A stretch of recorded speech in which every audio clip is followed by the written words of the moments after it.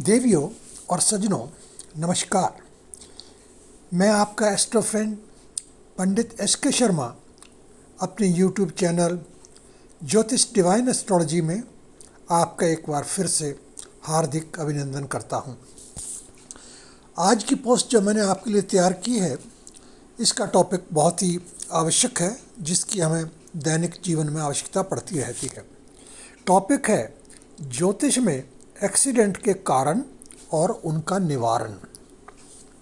आज इसी विषय पे हम आपसे चर्चा करेंगे कि कुंडली में ऐसे कौन से योग बनते हैं जिनके कारण हमें कई तरह के एक्सीडेंट, छोटी मोटी दुर्घटनाओं का सामना करना पड़ सकता है, और अगर ऐसे योग हैं तो उनका निवारण कैसे किया जाए, इस विषय पर भी मैं आगे चर्चा करूंगा। ऐसे वो कौन से योग हैं जिसके कारण हमें एक्सीडेंट का सामना करना पड़ सकता है। एक्सीडेंट से अभिप्राय है कि हम चलते हुए गिर भी पड़ सकते हैं, घर में छोटी मोटी चोट लग सकती है, वाहन का एक्सीडेंट हो सकता है, अपने वाहन द्वारा भी, किसी और वाहन के द्वारा भी।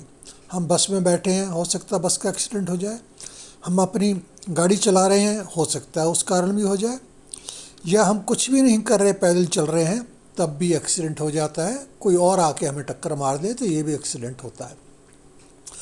इसमें सबसे पहला योग बनता है, अगर आपकी कुंडली में मंगल और शनि ग्रह की युति बनी हुई है, या इन दोनों ग्रहों की दृष्टि आपस में पड़ रही है, और विशेष तौर पे अगर ये ग्रह खराब स्थिति में बैठे हैं या नीच अवस्था में हैं, तो एक्सीडेंट के योग थोड़े प्रबल हो जाते हैं।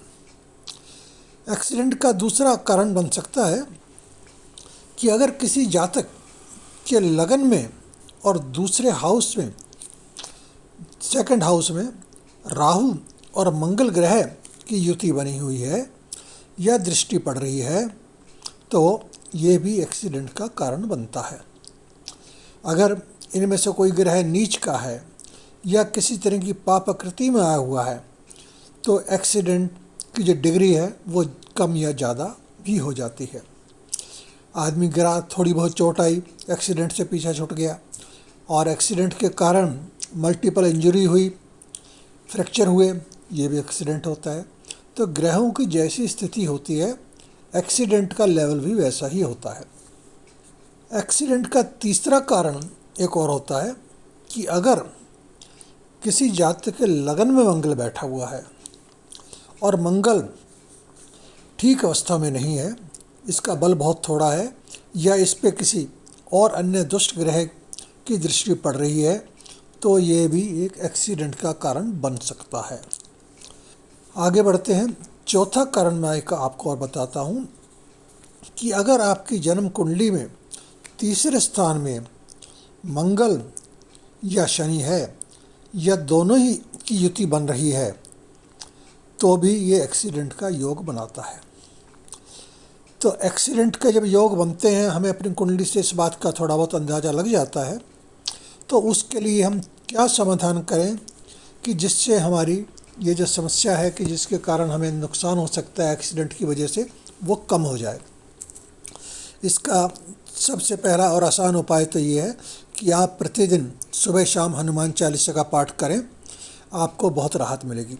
नंबर 2, हनुमान जी के मंदिर में मंगलवार या शनिवार मिट्टी के एक दीपक में चमेली का तेल डालकर आप हनुमान जी को दीपक लगाएं।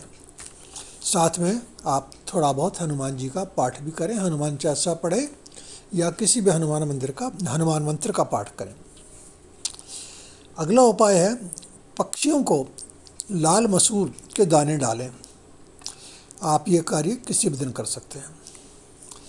एक और उपाय है, हनुमान जी के मंदिर में शनिवार या मंगलवार को जाकर गुड़ और चने का प्रसाद लगाएं, इससे भी आपको राहत मिल सकती है।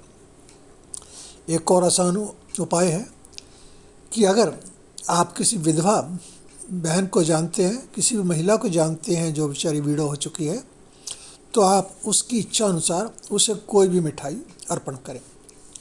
एक और बहुत आसान उपाय है, नारियल पर मौली बांधकर हनुमान जी के मंदिर में जाके उसे चढ़ाएं और हनुमान चालीसा का पाठ करें। ऐसा करने से आपके एक्सीडेंट होने की संभावनाएं बहुत कम हो जाती हैं।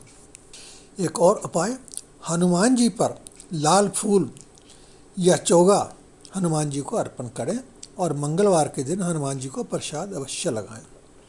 तो दोस्तों, ये थे कुछ उपाय जो मैंने आपको बताए हैं, जिसकी सहायता से आपके जीवन में एक्सीडेंट होने के योग बहुत कम हो जाएंगे। तो दोस्तों, आशा करता हूँ कि आपको हमारी ये पोस्ट पसंद आई होगी। कृपया लाइक का बटन अवश्य दबाएं।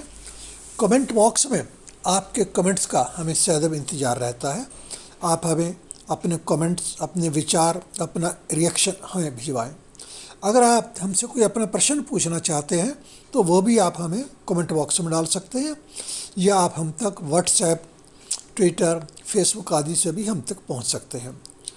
तो दोस्तों, अगली पोस्ट में आपसे फिर मिलूँगा। तब तक के लिए आपसे आज्ञा चाहता हूँ। बहुत बहुत धन्यवाद। जय श्री राम।